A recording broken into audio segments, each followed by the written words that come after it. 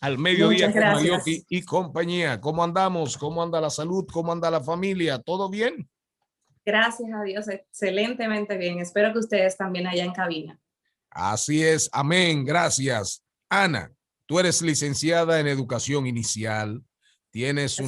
eres magíster en gestión y educación universitaria, especialista en estimulación temprana, en Así educación es. especial, consejera de lactancia moderna, muchas cosas. Materna.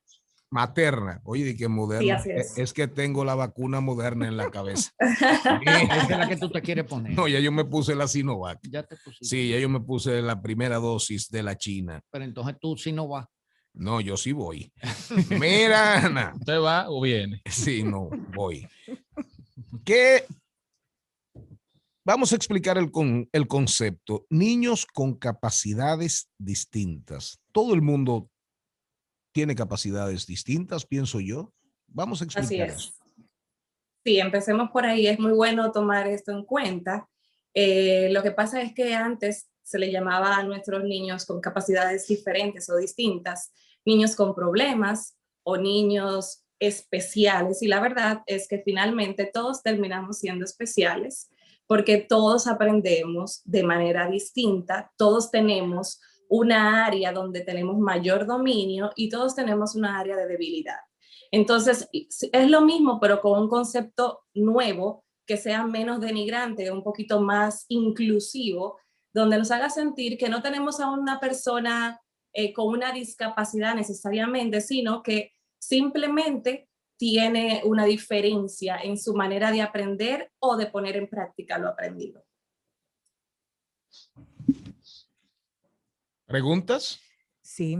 Hemos podido sacar algunas estadísticas de cómo se ha podido integrar los niños con capacidades distintas a este plan de educación que hemos hecho a través de la televisión y de los diversos medios de comunicación, o han tenido un apartado especial realmente diseñado para los niños con capacidades distintas? Mira, Jenny, antes de hablarte de la estadística, según lo que me preguntas, te voy a hablar de algo más grande que eso, que es la estadística que manejamos las escuelas y los centros educativos en general con niños con necesidades educativas específicas o áreas de apoyo específicos. Estamos hablando de un 20 a un 25% de la población estudiantil, lo cual es enorme. Es enorme porque lo primero que tenemos que saber es que esa es una población que ya fue diagnosticada clínicamente, pero sabemos que hay una enorme población que no ha tenido acceso a los diagnósticos o a las evaluaciones, ya sea por un tema económico o por temas también de espacios, o sea, del lugar donde se encuentren los habitantes.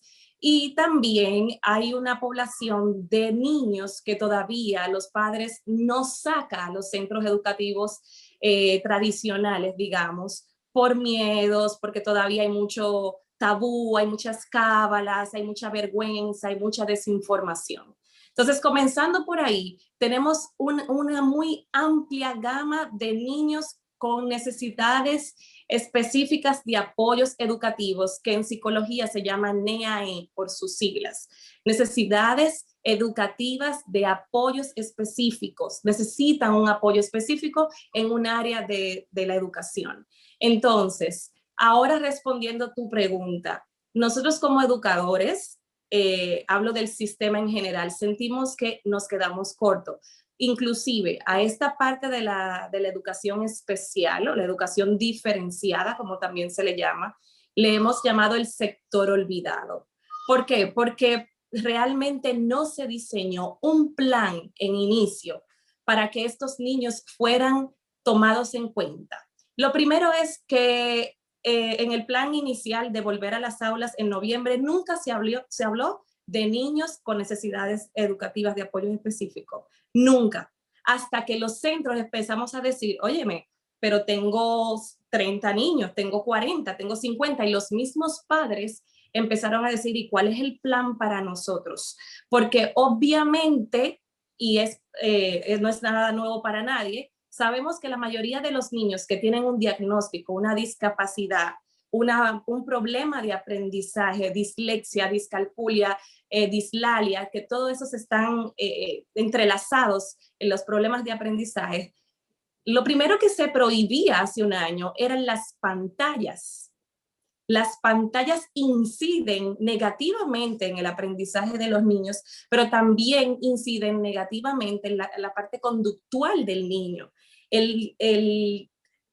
Como decir, como todo lo que le entrega la pantalla es demasiado estímulo para el cerebro de un niño que ya tiene una discapacidad. Entonces, esto era contrario completamente a lo que se expuso cuando volvimos a clase en noviembre. ¿Qué sucede? Que ese era el único recurso. Sin embargo, no había un recurso adaptado, porque si bien las pantallas en general no son las más favorables, es porque las pantallas generalmente se unifican con el juego o con YouTube o con Netflix. Pero si se hubiese creado un programa que a través de la pantalla pudiera ayudar al niño, de repente las cosas habrían sido distintas. Pero hay un más allá, Jenny, en este tema. Un niño con una necesidad específica quizás va a necesitar hasta 5 personas. Por esto, cuando tenemos niños con discapacidad o con una necesidad especial o diferenciada, se necesita de un equipo multidisciplinario. Dígase, el maestro del centro, por supuesto, la dirección o el equipo de gestión del centro educativo, el psicólogo u orientador del centro educativo, pero también se toma en cuenta los especialistas externos a los cuales acude este alumno y que entre todos arman un plan de acción para que este niño pueda recibir la educación que se merece. Ana. Por supuesto, ahora no está funcionando esto. Ana, Cristian Morel te pregunta, ahora Sí. los niños nacidos durante la pandemia, ¿cómo identifican los padres que tienen una condición especial? En vista de que esas condiciones, la primera forma de descubrirlas es cuando no se adaptan a la currícula educativa o cuando el progreso de ellos no va acorde con el de sus demás compañeros. ¿Cómo puede un padre que tiene un niño trancado todo un año darse cuenta que su niño no se está desarrollando correctamente o a la rapidez que se recomienda? Mira, por eso hablaba ahorita de un equipo multidisciplinario. El de repente no lo va a poder hacer, porque la realidad que tenemos en República Dominicana es que sabemos que la mayoría de las personas que estamos en este país pertenecemos a una clase trabajadora. Dígase que usted sale a trabajar a las 7, a las 8 de la mañana y regresa a su casa a las 6 de la tarde, sí, como muy temprano. Entonces, quien generalmente se da cuenta más pronto de esto es el maestro. Cuando vemos apatía del niño frente a la cámara, cuando vemos que el niño te dice al final de una explicación, no entendí, cuando vemos que el niño mantiene la cabeza baja durante la clase, aún sea sincrónica, que es lo que la mayoría de los centros educativos hemos tomado para mantener la motivación, la creatividad, el dinamismo, la cercanía, entre comillas, con los niños. Cuando vemos que el niño no pone en acción lo que se le ha explicado durante el día cuando va a hacer sus tareas por sí mismo. Pero claro, el padre también puede verlo. Cuando va a hacer una retroalimentación, digamos, de qué hiciste en el día, qué aprendiste, vamos a hacer la tarea. Si el niño está nulo, pues obviamente aquí hay un tema. Una de las cosas es esta, otra cosa también es ver falta de atención, falta de concentración, que no se da solamente en las clases académicas, sino que también nos damos cuenta cuando le emprendemos una tarea, por ejemplo, vamos a fregar, y el niño friega la mitad de lo que tú le has pedido y rápidamente se va a otra actividad. Sabemos entonces que hay un tema con la atención o con la actividad, que es lo que le llamamos clínicamente hiperactividad, porque no pueden permanecer un tiempo, digamos, sano, depende de la edad, haciendo una misma tarea. Entonces, todo este tipo de cosas unificadas pueden llevarnos a pedir una evaluación para tener un diagnóstico final. Celine Méndez tiene una pregunta para usted. Sí. Ana, buenas tardes.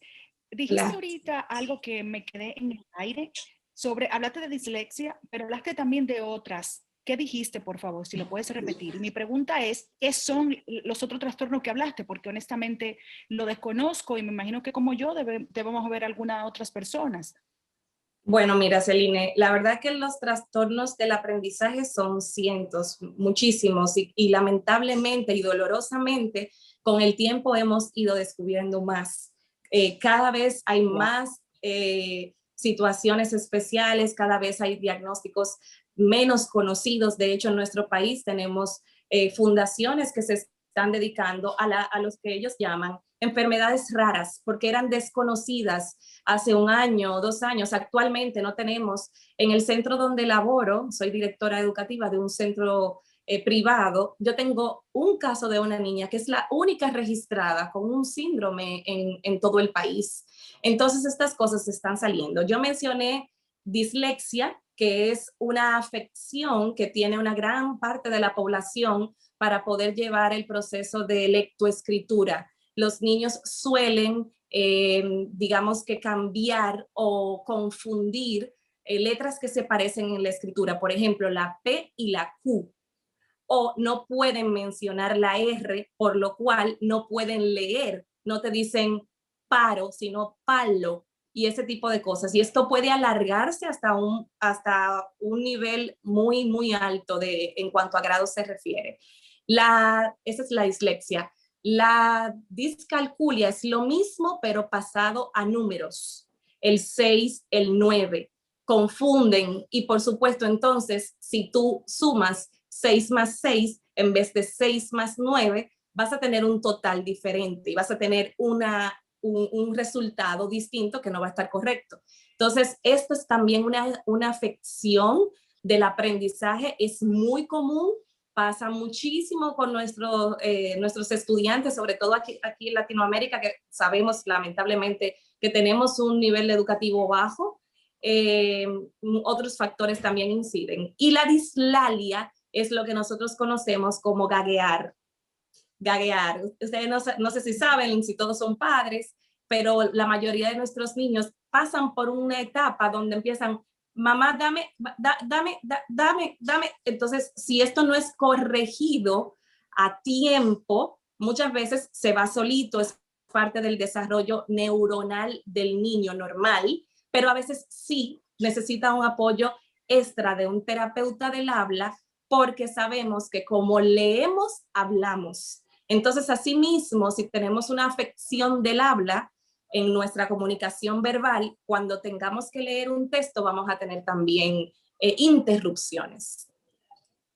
Gracias a Ana por habernos hecho compañía en la tarde de hoy con este tema tan interesante sobre educación virtual, atención a niños con capacidades distintas. Nos volveremos a encontrar nuevamente en otra ocasión.